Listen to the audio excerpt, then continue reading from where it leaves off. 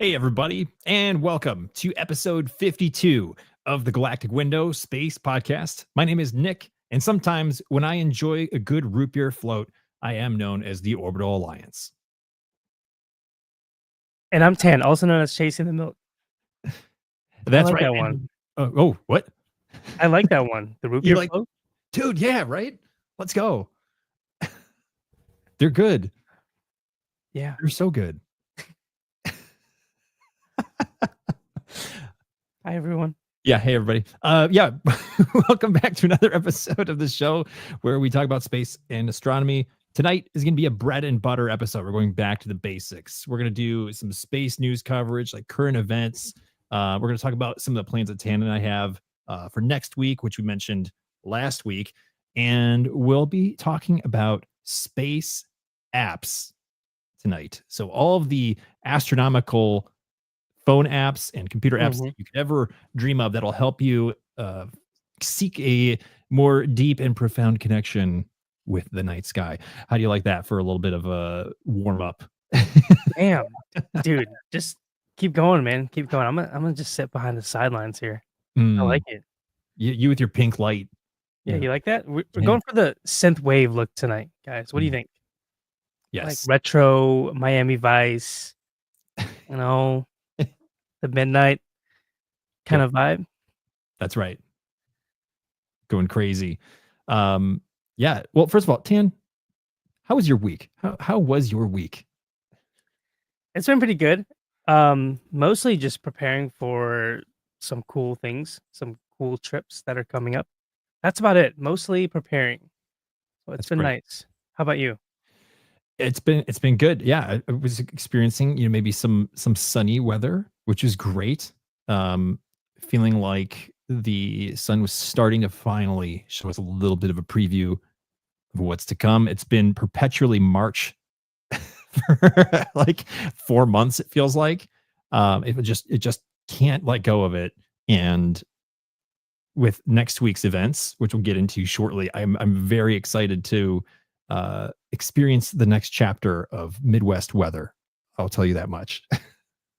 Yeah, I agree. It's been super gnarly out here. If you guys been keeping up with the news, just tornadoes and storms nonstop. So I feel like I can speak on behalf of most astronomers when usually around this time when you can't really do much. You can't see the stars. It's like, well, now what? Right. And some old photos. I can find something else to do. But yeah, we're getting a glimpse of what summer skies could bring, and hopefully we will all see some soon. Right. I have hope. I have high hopes. What does Justin say? Keep your hopes high and your expectations low. I like that. Yeah. Is that what it was? That sounds right. Yeah. Mm-hmm. It's attitude has a very, very prominent slice of the astronomy pie, in my opinion. How you show up in your spirit and your mindset dictates usually how things go. Even if you have totally opportune you know, parameters or environment, I feel like, yeah, your will and your attitude goes a really long way. Um, yeah, keep your hopes high and see what happens. Yeah. I think it's important just to hold that same sentiment all around, just in general life. I think we've all been around um someone like a negative Nancy, right? Which could like, oh man, it's gonna be cloudy all night. We're not gonna see any stars. But then on contrast, you have someone who's really hopeful and who would probably say, oh, it sucks right now, but maybe it'll clear up. And sometimes it does. But yeah, Mhm. attitude and how you react to things like that is super, super important. Yep. I have two quick stories around that actually. It just Let's hear it. surfaced as you were talking. And both of them revolve around the total solar eclipse event. Um, Okay. Oh, we're going back. we are going back. We're rewinding Go. back to 2017. I was in Southern Illinois. I was in Carbondale, Illinois, doing photos and video of the total solar eclipse at the time. Beautiful day, totally sunny. And then as the day started going on, it became partly cloudy. And it seemed sparse enough that I didn't think there was going to be much of a threat. And I was in a Walmart parking lot with tons of other people. There was people with cameras and telescopes. They had RVs with like observatories on the back. And they were just everyday Joes kind of hanging out and mingling. I had people coming up to me and looking through my telescope. It was so much fun. But right up to the last minute, the clouds started getting quite large and in a threatening way. And I was not looking forward to the potential that maybe this event would be obscured. And I had been getting good images during the partial eclipse, as the moon is covering the sun and watching it come in. And about at 90% of the eclipse, a giant cloud rolls in. A lot of you guys, if you have kind of for a while, you may know this story. Giant cloud rolls in. Huge, puffy cumulonimbus cloud, perfect for a August summer day, which it was. And this guy comes up to me who had visited me before, and he's like, dude, what do you think? Look at this. And it's like totally dark, but everywhere else is just blue skies and this giant fat cloud above. And I'm like, dude, it's gonna happen. It's gonna move. I was like, I've got the vibe. It's gonna move. It's gonna be fine. And he's like, are you sure? I'm like, I'm positive, dude. It's gonna move. And I'm waiting and waiting and waiting. And my eclipse timer app is counting down for me. And it's like, you got like 2 minutes. Get ready to do this. Da, da, da, da, da. And I look up and I realize in my head that cloud ain't going nowhere. And I'm sitting there after I just told this guy like some crazy psycho that is going to move and eating my words as it's happening. And this cloud did not move. My eclipse timer app is like, take off your glasses. You got 2 minutes and da da da da da. It's counting. And there I was sitting there staring at a giant cloud and watching the horizon turn dark. But this stupid thing above me. But afterwards, like it was the attitude that I think saved the experience, because I may have predicted wrong and I was very hopeful. But it's okay. The expectations were like, hey, you're taking a risk. You're going to be out here. You're not guaranteed anything, but you can be hopeful about it and see how it goes. And people were disappointed. Just across town, people had a perfect view of it. I just happened to be in the wrong spot in that town at that time, and it was a crazy story. And it was like maybe 5-10 minutes later that cloud moved out of the way, and I got to see the whole back end of the partial eclipse. So it was literally in front of the eclipse for the like maybe 20 minutes that I needed it to be. Not there. But whole point of the story is attitude. I think it really does change things. I drove home disappointed, but I was like, you know what? It was still fun. I had a good time. I met a ton of people. It was a great experience. And my hopes were there, but that's okay. Like, you get what you get. So there's my long-winded story. It does kind of tie in similarly to last year's eclipse, the 2024 one, where something very similar happened to me. Weather was great. I saw the event, but my camera, which I have another story about this. My card had corrupted during the total eclipse and captured 0 of my totality images.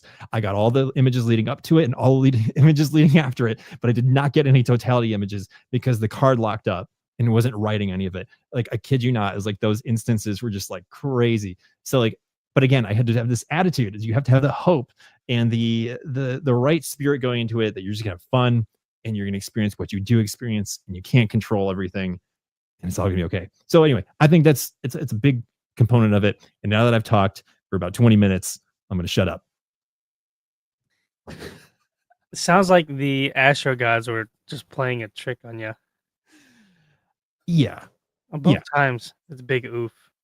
Yeah. Big oof. If there ever was a curse moment, for me, it would be with total solar eclipses. 100%. Yeah. Well, I appreciate that you did stay positive because I will say I've been in situations where it was exactly like that. Someone's kind of like bummed about the weather. Maybe we all are, but then there's that one person who's like, "No, dude, like this is gonna be it." And it works out in our favor, and it's like even more reason, like celebrating after that happening. It just feels like twice as impactful because everyone is like, "Okay, this is probably not gonna turn out in our favor," but whenever it does, and then that one guy was like, "I told you," it's like, "Yeah, you did," you know. So, yeah, appreciate that. You know what else I appreciate? This. Man, the delay on that was ridiculous. Jutro, hello, Princess Tamara. Yo.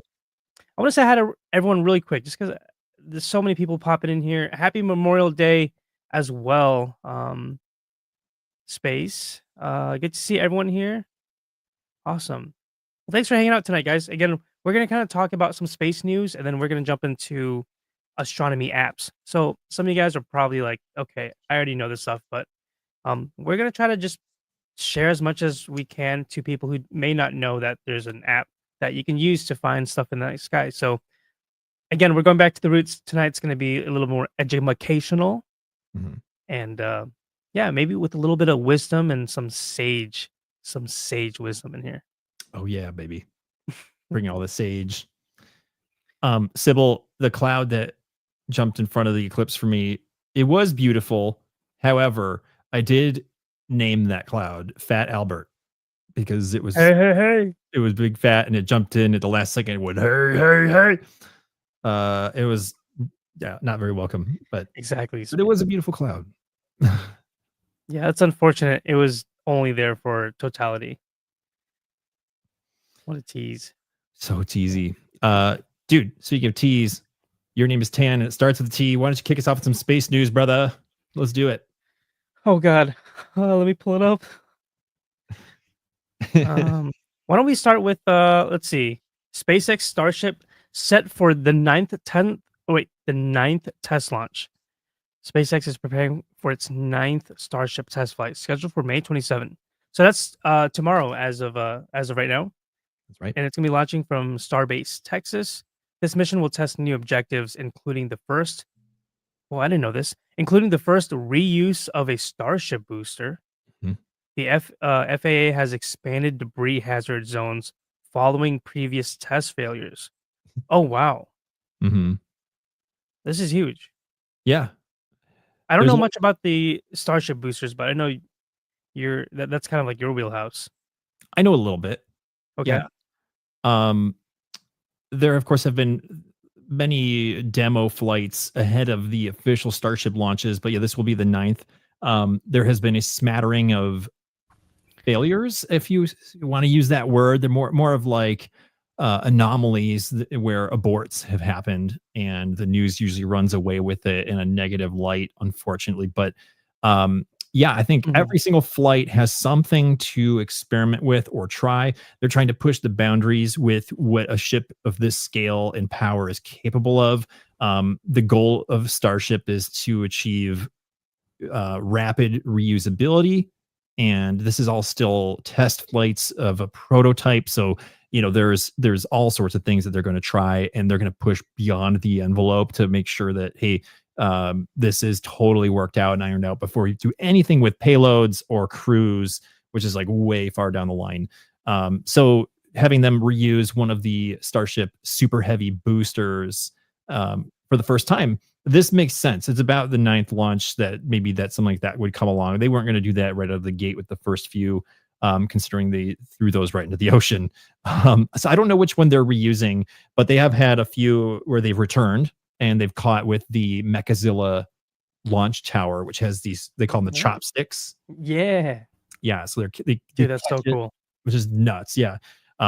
Go back and watch those videos. You watch those Starship flight test videos, those recaps they put out there. They're amazing. So they'll be launching it again. The last 2 launches, if I remember correctly, I know the 8th launch was an anomaly launch where I think both, well, no, the booster come back, and then the Starship, the second stage, had a, as they call it, a rapid unscheduled disassembly or a RUD. It blew up, or they terminated it. I can't remember which one it was. Very, very prematurely into the flight. I think they lost some control to some degree over it. So they're like, hey, boom, let's abort it. So they're coming off of one that was not as hopeful in terms of results. So this one will be, after many, many months of work and investigation and troubleshooting.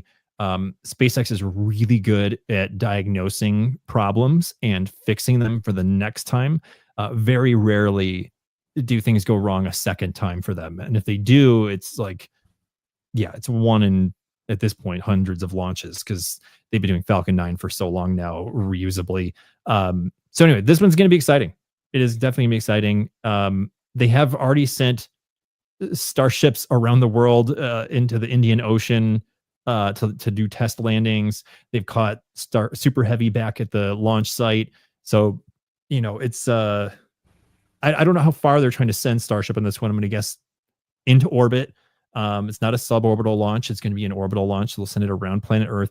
Eventually, they'll be sending them to come back and land either near the launch site vertically or somewhere else, but not yet. And I think they're not going to do a booster catch this time. I think they're intentionally going to have the booster land in the ocean. So they're going to waste this one, to the best of my knowledge. Interesting. Some Yeah. people were saying it might be bad weather, so it might be scrubbed. I mean, I feel like that's such a normal thing. That's why planning, like Nick and I, we want to eventually, get to see one of these launches or even film one. But it's like, sure, you can book a flight and fly out there for a scheduled date, but who knows? It could, you could have crappy weather or things could just happen. All the big space and rocket content creators are already arriving on site. I saw Andrew McCarthy, who was on the show with us in the fall. He is down there already. He's at Starbase, going to do more photography. He's been at a bunch of them. And I know for him and other creators are trying to image these, sometimes they delay them days or, a couple weeks. And those people, they have to go home. They drive for hours and hours, sometimes a whole day. They fly, they change their whole schedules last second just to find out that it doesn't launch. And then they got to go home, Yeah. You can't control it. Right. But, yeah. There's a comment here. Tara, I'm trying to figure out what this means. How many launches still for the one? What does this mean? Like, are you talking about the one we get to go to, or? Good question. I don't understand. Oops! It automatically blew itself from failure. Well, yeah, that happens. Blue Eyed said earlier, every crash brings us closer to the stars. Failure is the launch pad for progress. As tough and as difficult as it can be to try to look at, the silver linings for stuff like that. It is true. It's like you fall, but you fall forward, and it's the mentality to have if you do want to pave the way. Innovation requires it. Yeah, it's not rainbows and butterflies, but I think if there's any way that you can push one more step, move that needle forward just a little bit, I call that progress. And the news says differently, unfortunately. Yeah. This is a quick, just off like topic tangent, but I almost like just don't even. I try to avoid all news now, and I know some people listen might be like, "Oh, well, you're not informed of everything that's going on."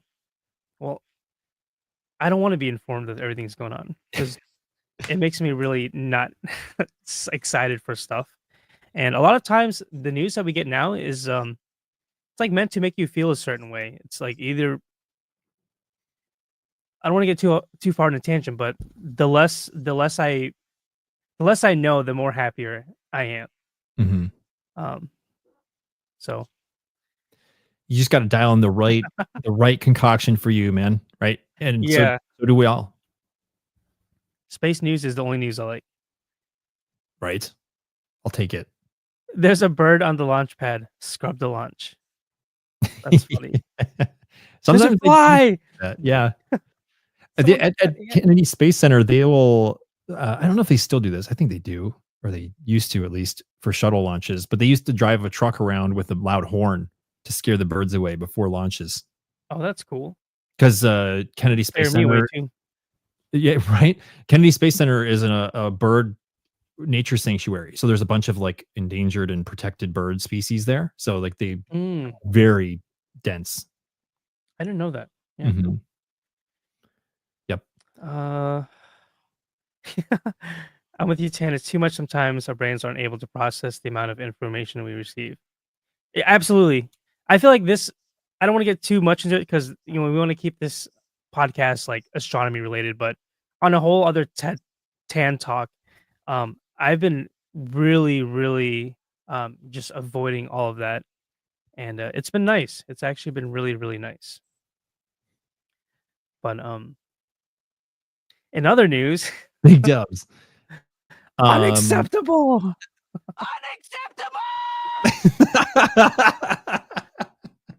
guys. I think Nick's been having too much fun with the soundboard. Yep. You guys got to see me experience, my little fun with my little soundboard. And I think I've gotten to the point where I'm like, all right, it's cool, but I'm over it. Nick is just getting started, yo. So Yep. enjoy Nick's sound bites here and there. Yeah, I'm gonna be peppering them in throughout this episode. So like right now, I'm so excited. I might say, Hot diggity dog. or if Tan says something ridiculous, I might be like, What an idiot. God, no one just feels like you're hitting me. oh man. But seriously though, the unacceptable one has been the raging winner. That's a good one. Lemon grab from Adventure Time.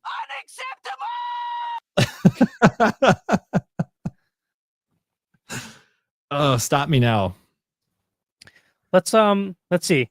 Why don't we should we dive into maybe some upcoming plans that we're doing? We can talk about next week's episode, some exciting stuff.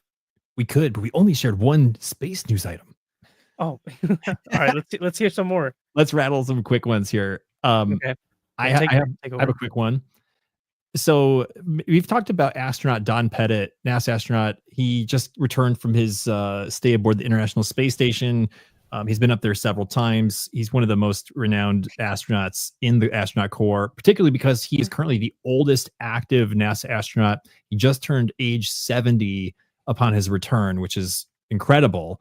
But he's also most well known for his photography skills. In his previous visits to the space station, he did some amazing stuff with star trails and aurora and time lapses, and it has been used in documentaries and videos like globally for years and years and years. Just the work that he's done. So they went overboard this time with his last stay, and they were like, he went up with new equipment, better equipment. He invented some gear, and he did all these crazy things, and he spent most of his time doing photography. But by most of his time, I mean like his free time.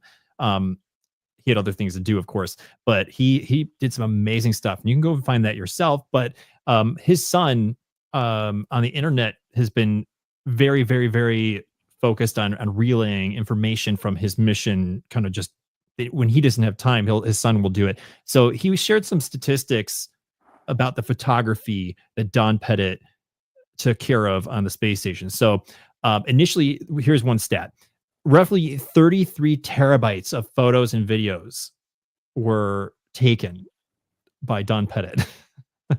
Terabytes. Terabytes. Y'all, chat. Do you guys know what a terabyte is?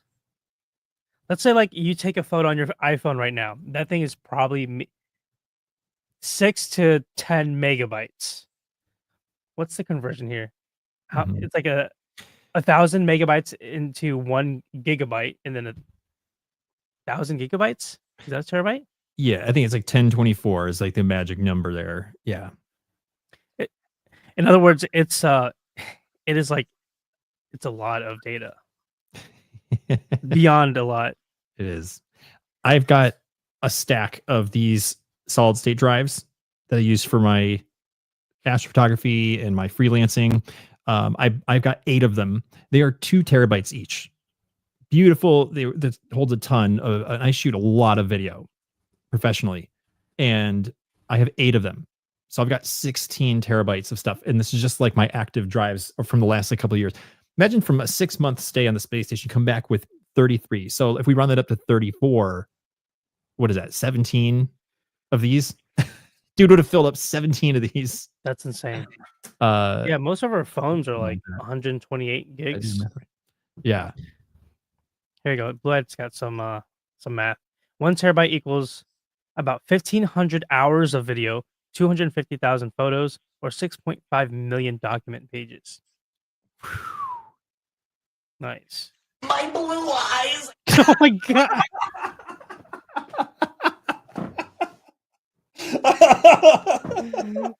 My blue eyes. Dude, no one's gonna know. We have to explain, like, give them a little context or something. No one knows what that is. No one will. No one will know. Okay, all right. Story time again. Because my blue eyes. Because when you hang out with play it one more time. My blue eyes. When you hang out with me, it is just perpetual story time until somebody tells me to shut up. So when Tan came into town 2 weeks ago, we started talking about the show and the card game Yu-Gi-Oh!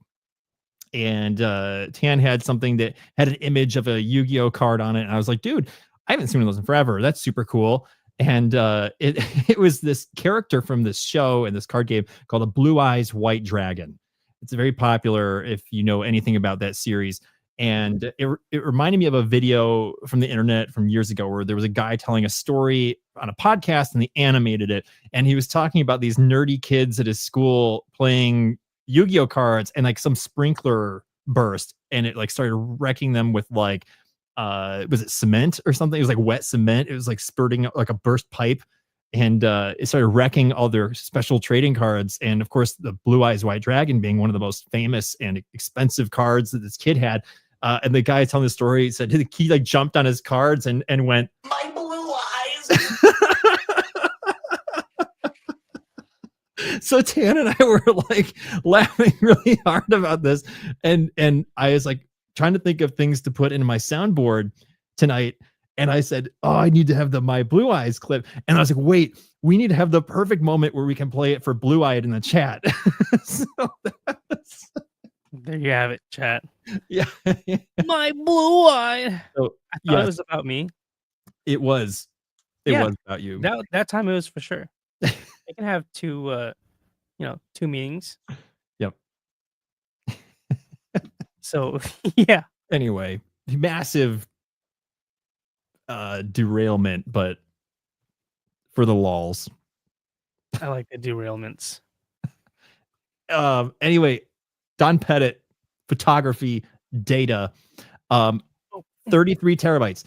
The last thing I'll say about this, his son posted another statistic this week saying that I'm told that around 30% of all photos ever taken from the ISS were from Expedition 72 alone. So if that doesn't make sense, let me add a little bit of clarity. So the space station has been inhabited by people since the year 2000. Every time there's a rotation of crews, they update the expedition number. So they're currently on must be 73 right now. Once Don Pettit came back, maybe that was when they switched from 72 to 73. So you're looking at like 6-ish months, maybe a little bit more, depending on when they do the crossovers of crews, because it's a little bit fudgy these days with different launch providers. But that is not that much time, considering you're looking at 25 years of photography that's happening. And just from this past expedition alone, about 30% of the photos and videos taken were just from this one. So we are very excited to see over the time of the next, like, I don't know, just the near future. It's going to be nuts seeing some of the photos that Don Pettit has taken, and they haven't even touched all of it yet. And he's done some insane stuff already. So that's the news item. We finally got it out. Damn. 25 years worth of data. Yeah, and just this bit was only 30%. 30% of it. That's so crazy. Mm-hmm. He's the guy. He's the he's the guy. He's the go-to, the OG. He is the GOAT. That's got to be pretty cool to say, like, hey, I'm basically like one of the top photographers. I'm the face of the ISS photos. That's cool. In so many ways, yeah. And there's been so many really cool, iconic photos from the space station, of people on the space station, of them doing spacewalks, but also of planet Earth. And there's so many astronauts have issued photography books of the work they've taken. I have a couple of them. They're great. And there's even more out there. But I think Don Pettit needs to publish a book. Dude, he's the only one who can say he does astrophotography, but like he has his own. It is like super laser niche. Yeah. Astrophotography. Mm-hmm. Very I cool. mean, he built so many like modded things for cameras, and like, was it like a it was like was it a sidereal tracker or whatever, like, so he could actually take pictures of the Milky Way, because you can't do that like you can on Earth from the space station, because the space station is moving and you have the freaking planet in front of you, which the light changes every 45 minutes, whether in sunlight or shadow. So like, you can't just constantly take photos. Everything's changing. So he created a device that allows him to stabilize his camera relative to the space station's movement. That's insane. You know, come on. Wow. He's literally an inventor. He's like freaking Da Vinci. That is pretty cool. Mm-hmm. The one and only OG. Nick, this is too much information for 4 a.m. Sorry about that. Yeah, definitely revisit it. Come back when you can soak it into your head and listen to my mess of words, because it no doubt came out incoherently. So I apologize for that. What an idiot!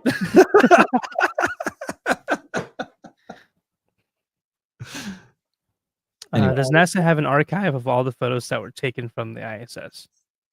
I don't know. I know they do have a huge database of media, and a lot of this media that most of you guys can access it and even use it for what's it called when you can just use it without like royalty free? Yeah, royalty free rights or yeah. So Creative Commons. There's a couple different. Yeah, they have a lot of stuff that it's available. I don't know specifically about the photos that were taken from the ISS, but I wouldn't be surprised if they had some. Yeah, you can find the NASA Image Archive online, and I'm not sure if they put like every single thing there, but technically every photo taken is public domain because it's a government entity. So like it's I think rightfully the American public's work, you know, because we pay for it. So like yeah, you can totally go yeah, you can totally go look through it for sure. Yeah. Yep.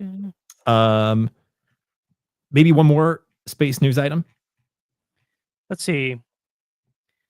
Do you have one? I do. Standing by. Go ahead. Cool. There was some cool news that came in recently regarding Voyager 1, which is currently a probe that is in interstellar space. Many, many years ago, it launched in the 70s, I believe, and it just kept going.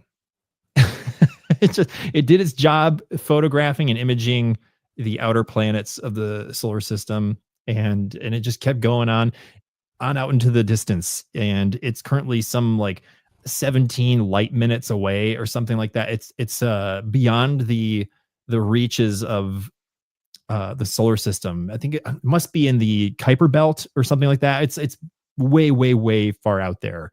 um Maybe we can get some fact checking here on the data. Steph, if you got something, can you help us out?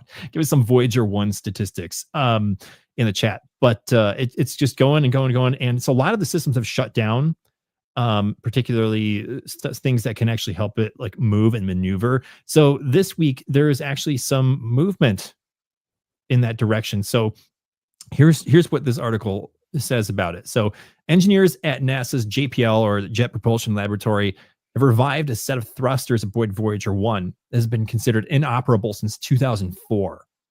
So 21 years ago, they rendered these thrusters completely inert. Fixing the thrusters required creativity and risk, but the team wants to have them available as a backup to a set of active thrusters whose fuel tubes are experiencing a buildup of residue that could cause them to stop working as early as this fall. In addition, the mission needed to ensure the availability of the long dormant thrusters before May 4th, when the Earthbound antenna that sends commands to Voyager 1 and its twin Voyager 2 went offline for months of upgrades.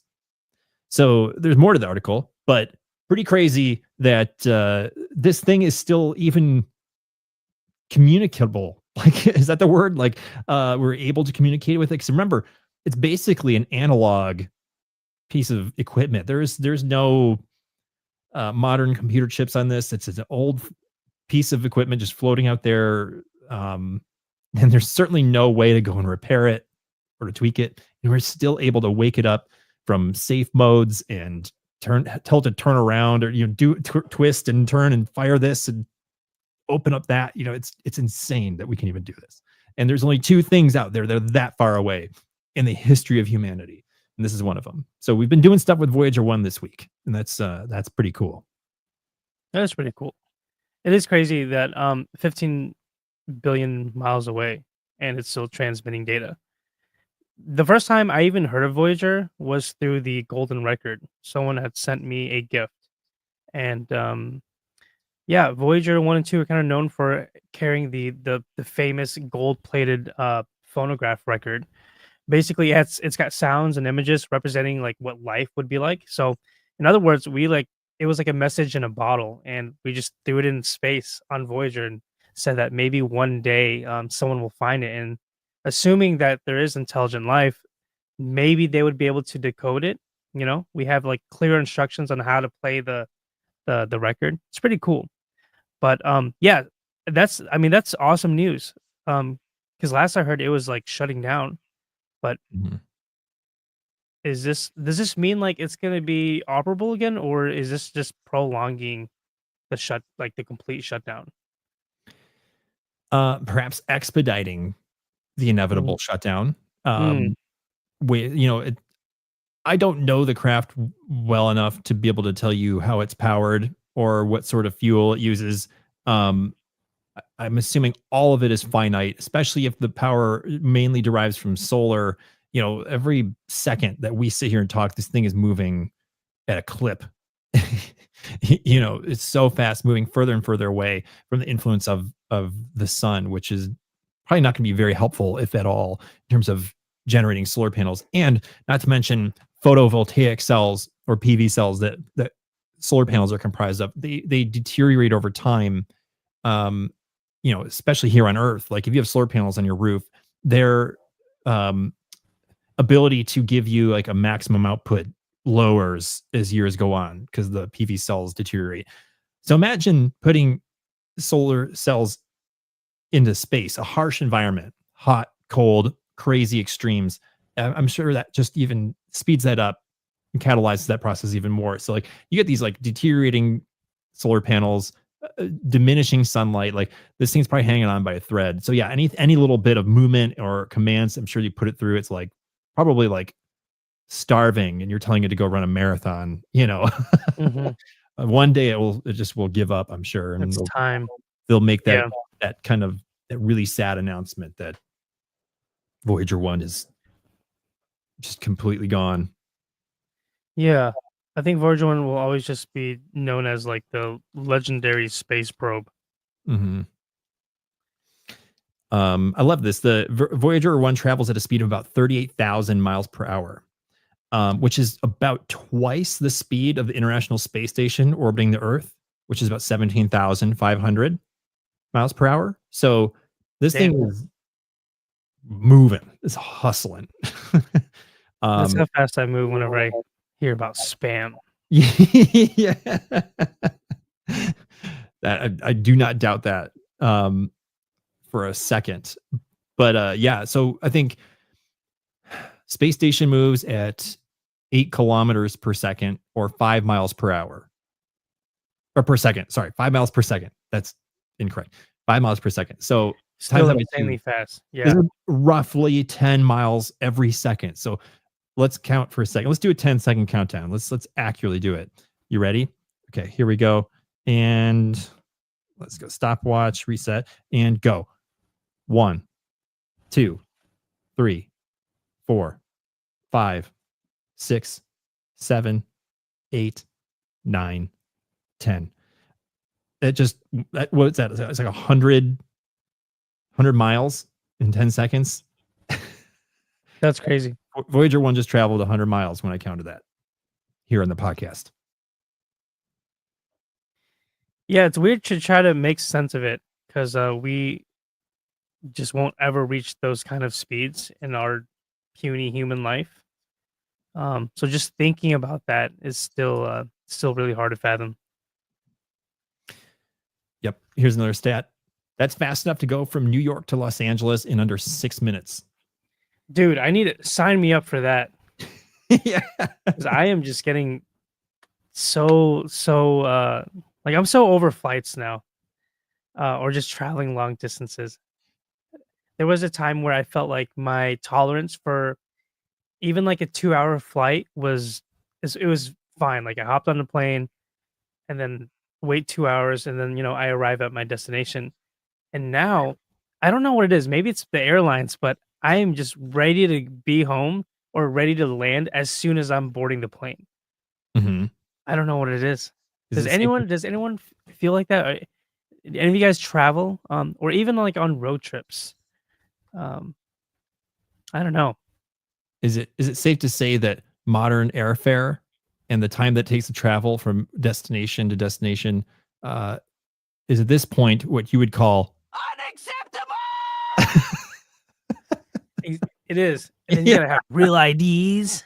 Yeah, we gotta have real IDs. Well, Maybe hey, because you're 40. yeah. That could be it. Dude, there's going to be the return of supersonic travel very soon. Did you hear about this? No.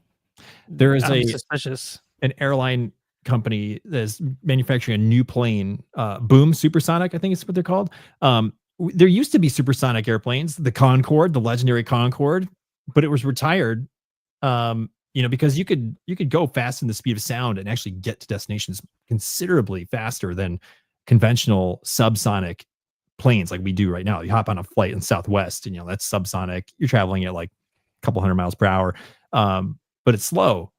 Yeah. But they're going to be bringing back supersonic travel. And the big problem was how much noise they make, because when you go through the sound barrier, it sends out a sonic boom. But they've developed technologies that allow it to fly at such a height and in certain ways that you can actually minimize that sound and go.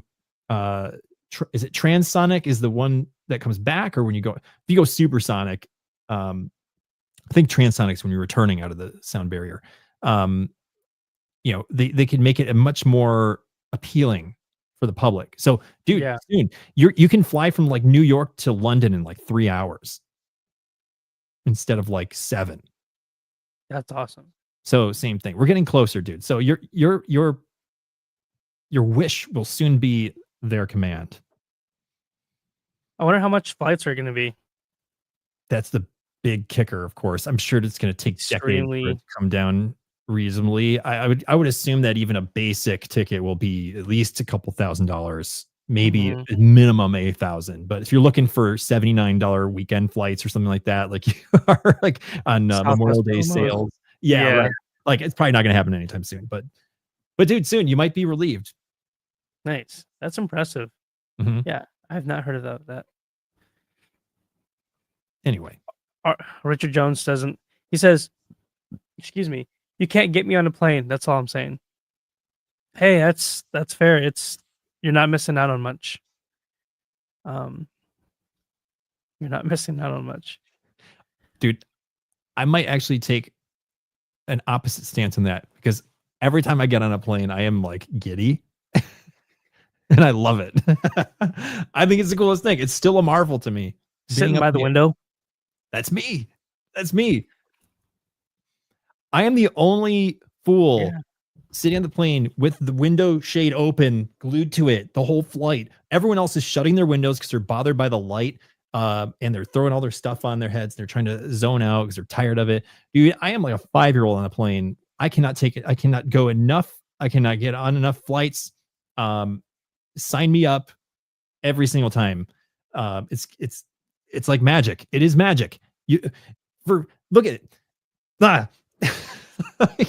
We have been flying for like 120 years. Was it 1903 when the Wright brothers like took off on their first flight, something like that. We've been flying for like 120 years.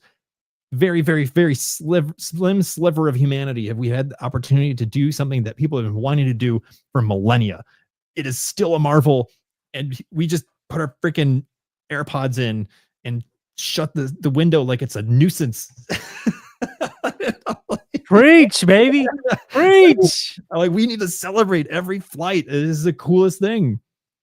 You know, it's nuts. I love it. Say it loud for the people in the back. Every time I get on a plane, I say, hot diggity dog. Yeah. Nick, can you give us like the captain? Give us like an impersonation of the captain or an agent on the plane. Oh yeah, I got a mumble. So here, I'll play the. I'm just sitting down, putting my headphones in. I'm on the plane, all right? Mm-hmm. Hey. Ladies and gentlemen, this is your captain speaking. We just wanted to let you know that that little bump that you experienced there, it's a pretty normal occurrence. It's just typical when the plane needs to discharge some of its static electricity, and it's not really much of a concern. But we'll get right back to normal operations here shortly. So please remain seated with your seatbelts fastened, and we'll be landing here in about 20 minutes. Thank you. I was hoping you would use the sound. You have the perfect. Oh, the sound thing, the megaphone. Yeah. Oh yeah, you mean this one? I think there's another one. Is it that one? I don't know if I have another one that actually sounds like a airline. Like the tour guide one. Yeah, that's that one. Oh, it is that one. Yeah. Well, that'd be more like the airplane terminal. You're like, true. Calling chasing the milk, you're going to miss your flight because it takes off in about 20 minutes. So you better start running, hustle through the terminal, but don't get tackled by TSA. Calling chasing the milk, you're about to miss your flight. Nice. There it is. There it is. Oh, man. Dude, do you think people are getting what they paid for with this episode? Because I sure as heck don't know. They're getting a lot more. Yeah. Did people pay for this episode? I have no clue. Let's see. He hasn't experienced turbulence yet. Turbulence is scary. Okay. Supersonic will be expensive. Yep, most likely. Yeah, Tom. How's it going, Tom? Good to see you in here. Yeah. Yeah, it will be expensive for quite some time. But I'm hopeful for the next generation to have that be normal, that we can get rid of these subsonic buckets of junk. Let's go. Dude, that means, Tan, you could fly from St. Louis to Chicago in like 12 minutes. Yeah, it almost wouldn't be worth it. It's like $5,000 for that flight. Right. Well, dude, by that time rolls around, you're going to be chasing the money bags. Money. Bernie. Yeah. Yep. Let's move on. Okay, so yeah, let's talk about some exciting news Nick and I are going to share with you guys, and then we'll wrap it up with some little educational stuff for the newbies out there. Yep. But yeah, Nick, you want to tell everyone what we got going on here in a few days, couple days? Yeah. So we talked about it last week a little bit. But we can go into a little more detail here. So Tana are going to be going on a little adventure, another one. We've been doing a lot together, which is, I'd never get enough Tan. I just can't get enough of them. We're going to be traveling out west to California and spending several days in Joshua Tree National Park. So we'll be doing Milky Way photography. It's at the beginning, the dawn of Milky Way season right now. So the Milky Way core is starting to become visible at reasonable hours. And we're going to be going up there and just spending some time doing that and experimenting with some cool photography, trying new things, trying new places. And more importantly, we're going to be relaxing and kind of unplugging in a lot of ways and just getting to spend some time recharging our batteries. But we also will be turning them back on for just a little bit. We will be streaming our episode next week's episode 53 will be at our normal time. Streaming live will be from the Joshua Tree area. So we'll be from the place that we're staying at. We'll be doing hosting our episode. It's going to be very cool. So we'll be on location. Yeah. This will be your first time, Joshua, right? This is my first time. Yep. First time. Okay, cool. Awesome. Yeah. So let me know in the chat if you guys have been to Joshua, Southern California. Beautiful. This will be my second time, and I think I'm equally excited as my first time around. Just because I don't know, I think it was a couple years ago, whenever I got to go see it. Oh, sorry. Why is this a regular occurrence every week? Okay. Hang on. Blue Eyed said, I bet Nick can't wait to get on the airplane. And for those of you watching on the video episode, if you look closely, she changes her user image quite regularly for us. and it looks like there's a tiny picture of me on an airplane. Here, let me I'm gonna feature this here on the Throw up on the big screen. I'm gonna throw up on the big screen. Hang on, here it comes. Why? Here. Look at that. Dude, why are you so close to the window? The image on the screen is a picture of me in an airplane window generated Timu Nick via AI. Yeah, it is Timu Nick. Guys, on a scale of 1 to 10, for those of you guys listening, you won't be able to show, but for those of you guys that are in the stream right now, on a scale of 1 to 10, how closely does that resemble Nick? Here, let me move Yeah. this out of the way. Let me try to make this face side by side. Also, make me one too. Yeah. Do one for me. Okay. Princess Samara says 7. Space is Beautiful says 10,000. On a scale of 1 to 10, you're giving him 10,000. That, like, you're saying that looks identical. You're saying that looks more like Nick than Nick does. I'm gonna give you a 7.7.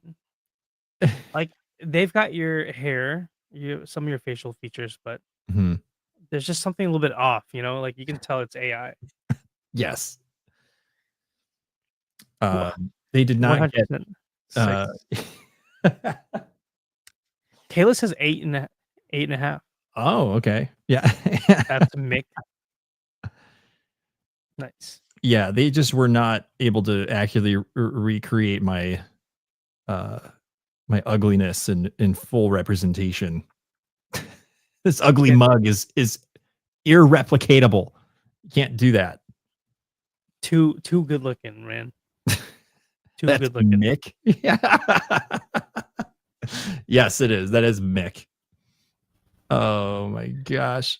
But yeah, guys, we'll be out in Southern California in just a couple days here. Super excited. I'm staying out there for about a week, and then I haven't really told anyone this, but I'm actually extending my trip elsewhere for another 2 weeks. So I'm gonna be gone for 3 weeks in total. But I'll be hanging out in Houston, and so I'll be probably getting like melted away from the hot sun. But yeah, we're excited. This is gonna be our first Milky Way trip of the year.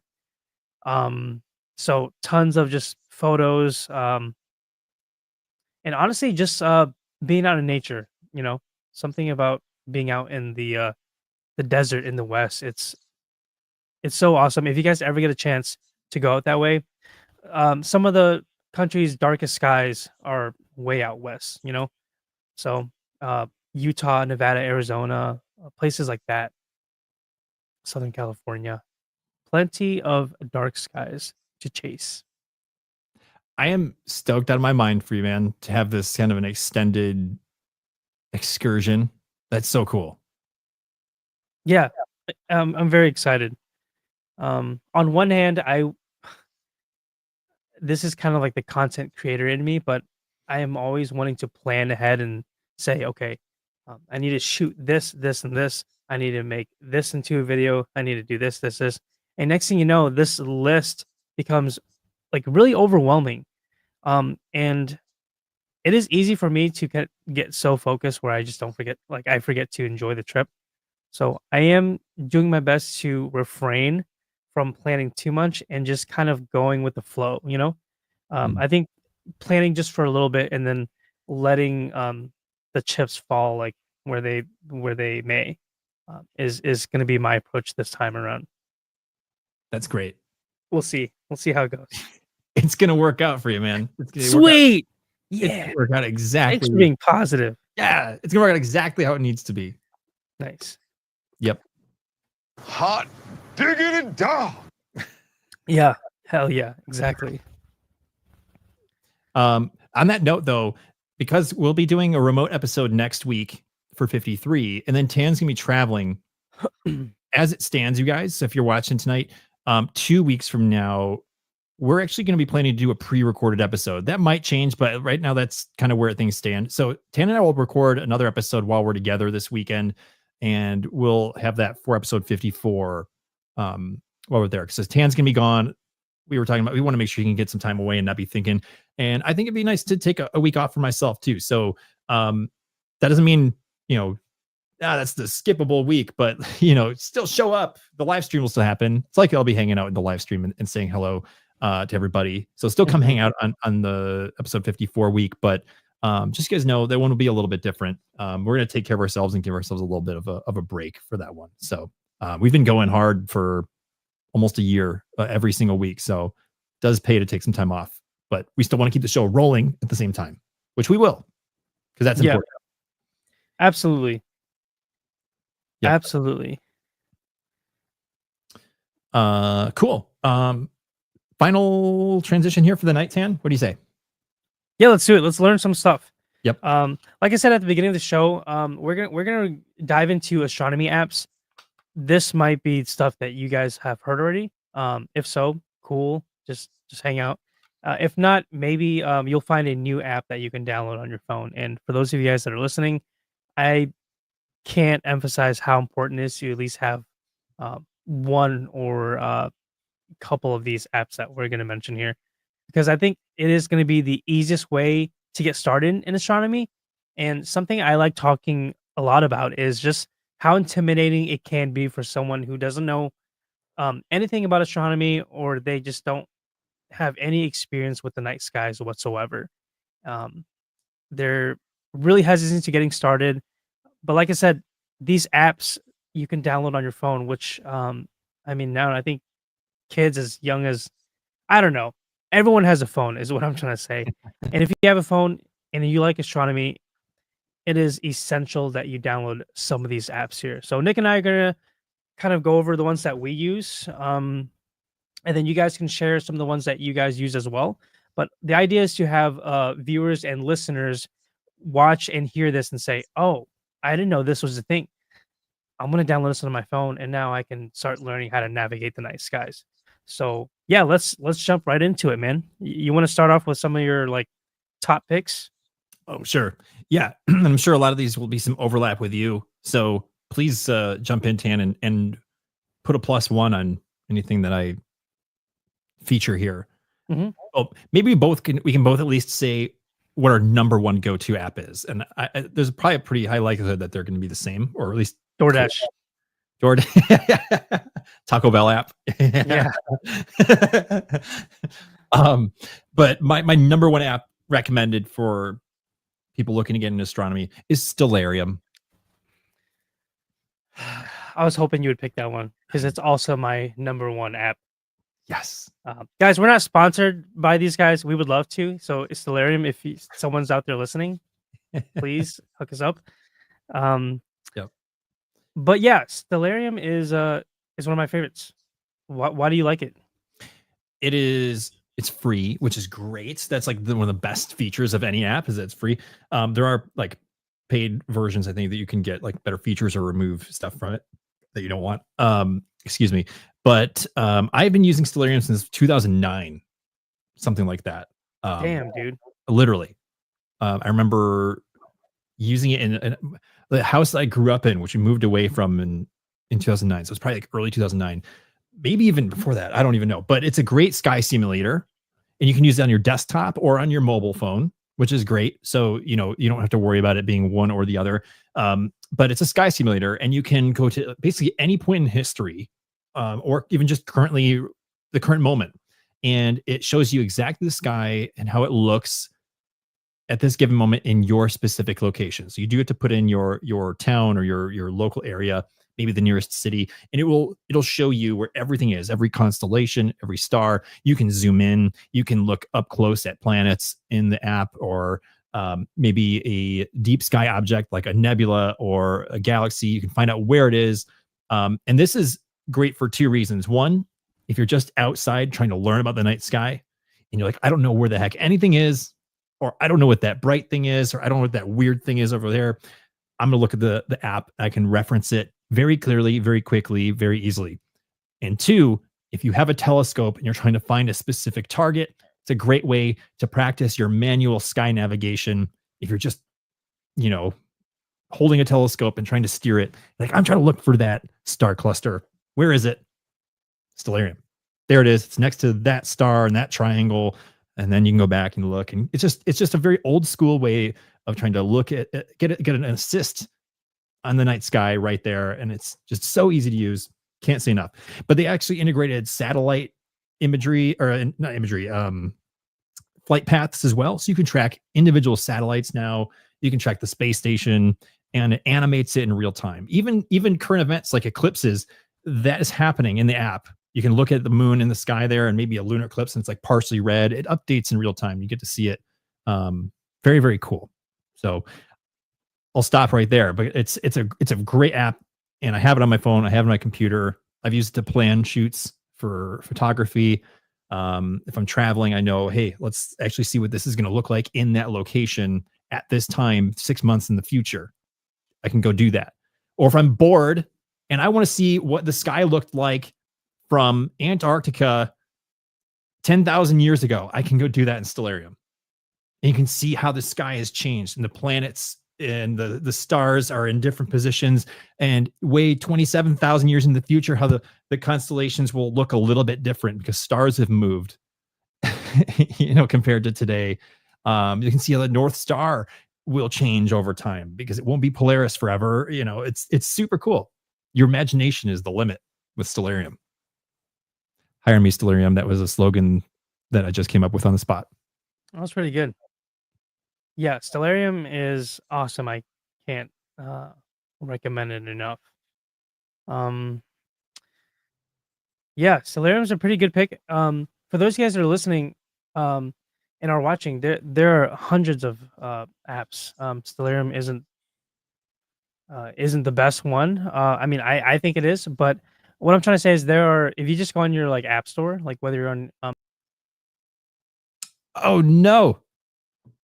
Tan is gone. This has happened a couple times where I think he's accidentally hit the button on like his mouse or something, and I did it. I he did it again. Mid conversation too. Look. Exactly. Very What unacceptable. an idiot!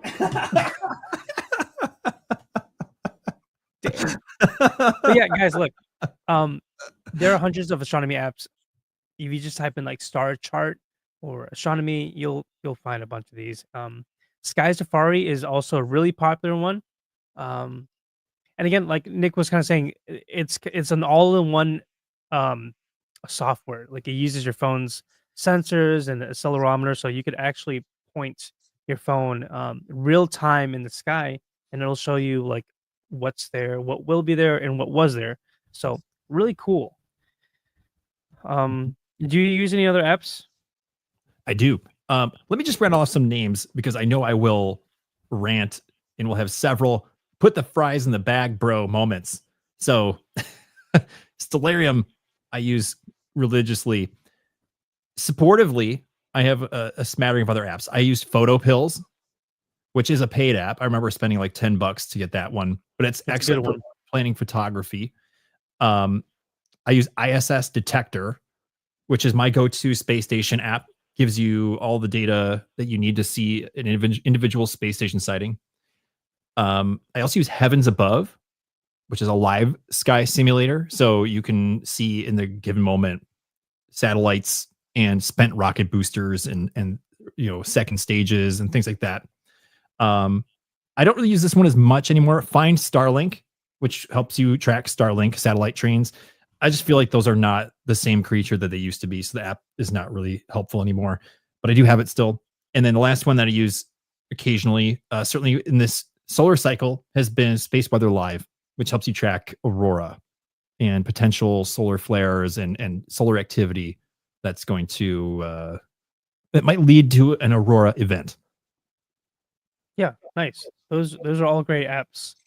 Hopefully you guys are writing some of this down. Yep. Yeah, those I have all of those, and they're kind of like the essentials. I would even add a couple of like forecasting apps.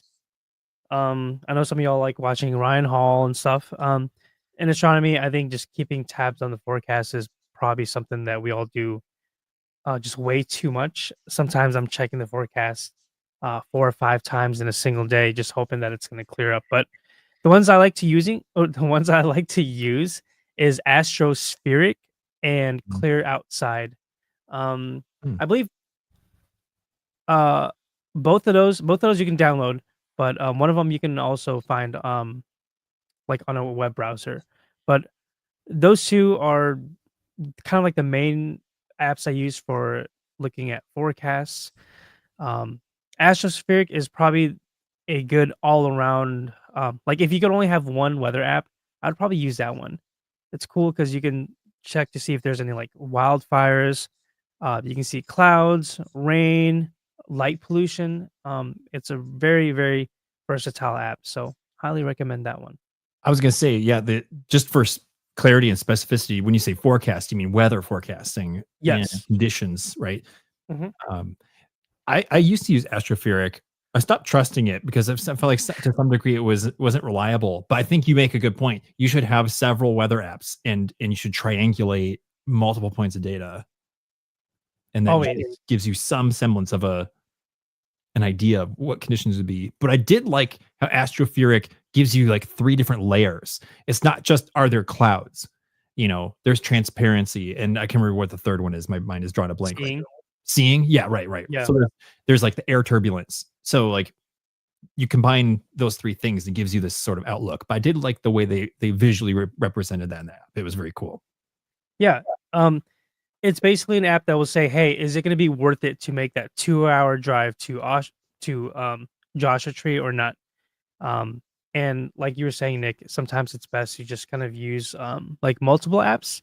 Look at 3 or 4 different weather apps. If they're all saying the same thing, it's probably likely that you're going to get that result. But yeah, in any case, all of these apps that we mentioned, whether it's for stargazing or forecasting or even planning photography, they are they've got to be in your arsenal for sure, especially if you are even remotely interested in spending any time like outside. You're gonna want to download some of these apps. So we don't have them now, but at the end of the show, I'll make sure I have links to all these apps that we were talking about. So if you guys are listening or watching, we'll just have them all there for you.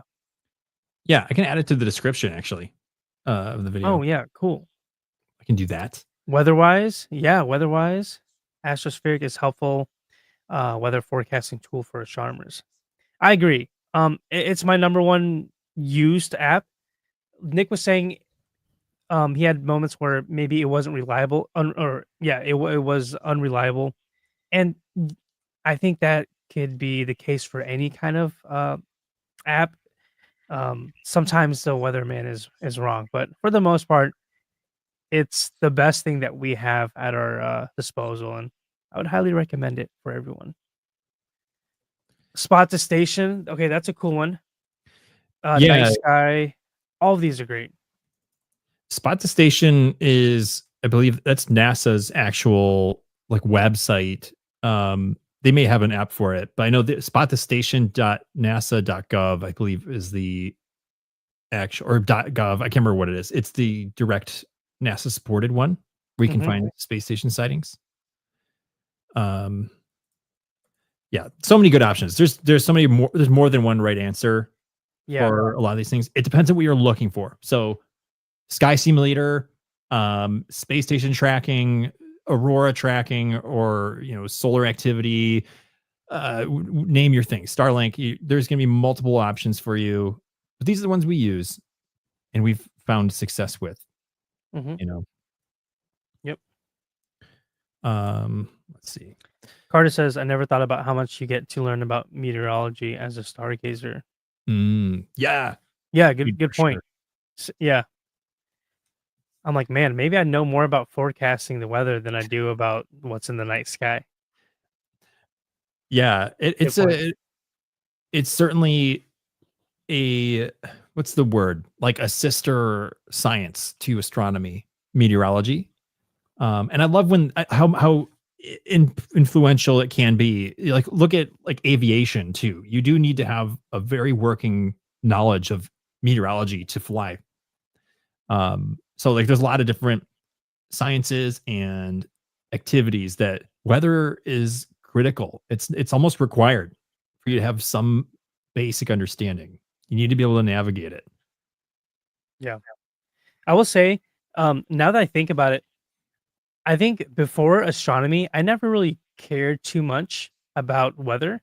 I would like the most I would do is check out the forecast for the day and then maybe the following day. Like, oh, I heard it's gonna rain tomorrow, or I heard we're gonna get snow or whatever.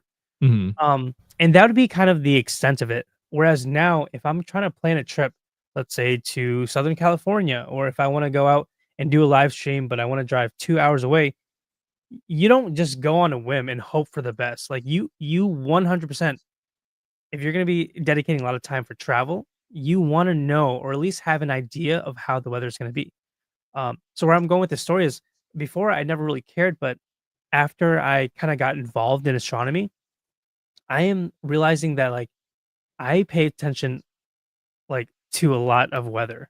I'm looking like 10 days ahead. And even though like that isn't accurate, it's just so interesting now to kind of like try to make your own like predictions on, okay, I think this is going to be a safe bet. Maybe we can go shoot the Milky Way next week. Or no, it's raining every single day that week. So maybe we shouldn't. Maybe we shouldn't book a flight. So yeah, absolutely 100% essential. You have to have some kind of forecasting apps in the bag if you are wanting to get involved with astronomy. Can I add a punctuation on the list? Please. Here? Yeah. I have two things that I think they're not your dedicated astronomy apps, but I find them to be mission critical when you're doing any sort of outdoor, especially you're doing photography, astrophotography, but they do help. And they're sometimes they're included on your phone natively too, but a compass app Sometimes the compass app helps you dial in your Ooh. direction. So if you're looking for the space station and you're like, I don't know where the heck I am. Which way is north? What's north, northeast? I don't even know what the heck that is. Like, I think most phones, Android and iPhone, have a natural native compass app built in. But I have that in my space folder on my phone because it's just a nice resource to have.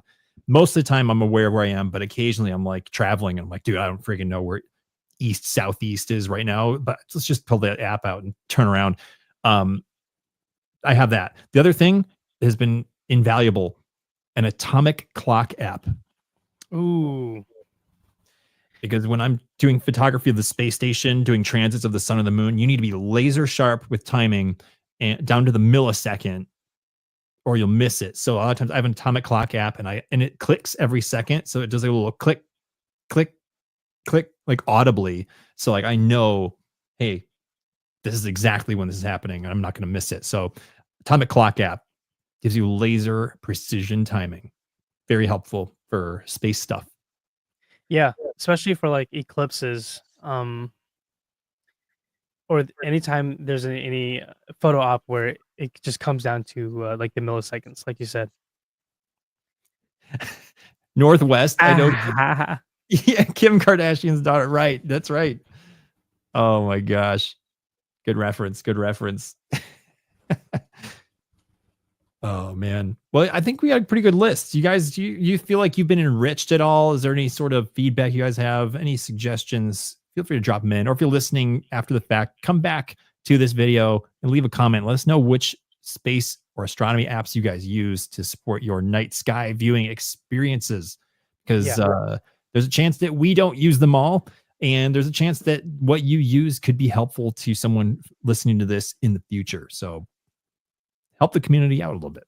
yeah. If there's any apps that you think I think they were saying that we might have missed, just throw them in the comments. Let other people know.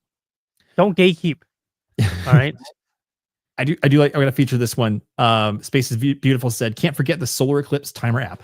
I mentioned this one earlier in the episode, actually. Like, I mean, I didn't say the name of it, but I referred to it in a story, which I'm glad you brought this up to make it a full circle moment, because that one is amazing. And if you want to know the story behind how that app got created, go watch the video from Smarter Every Day, where he talks to the doctor, I believe he's a doctor, who devised this app because he's an eclipse nerd, and he created it. So there's literally a video out there explaining how that app got created and how smart the dude is who put it together. So very, very good. Yeah.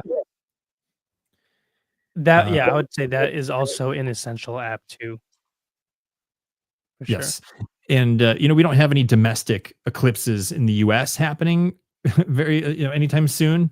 But if you are global, like in Europe, there's gonna be a couple coming up here in the next few years. So those could be very helpful if you're outside the US, that app. Sick. Sick, dude. I saw in the live chat here, Blue Eye, you were trying to catch a space station sighting, but it's cloudy. Sorry about that. That happened a minute ago, or it's happening right now. I can just pull up the ISS Detector app. Yep. Oh, it's going over Texas right now. The space station. Nice. Currently over Texas. Or close to it. Or maybe over like Oklahoma, Texas, Oklahoma. Going towards Louisiana. Yeah, stay safe, y'all. Watch Ryan Hall and stay safe. Space says there's also some aurora forecasting apps that I use that you can download if you're up north. Yeah, Aurora. I think mine's just called Aurora now, and then Space Weather. Nick mentioned that earlier. Those are like my two go-tos, but I've got a few other apps on there as well that lets me know. You're clouded out. Sorry to hear that. Ooh. Cool. Well, I think we hit all the notes we wanted to get into tonight. I feel good about it. How do you feel, Tan? I feel great. Yeah. It's what we want to hear. Some might say that This is the way. this is the way. This is the way. I've been waiting to use that one all episode. Nice.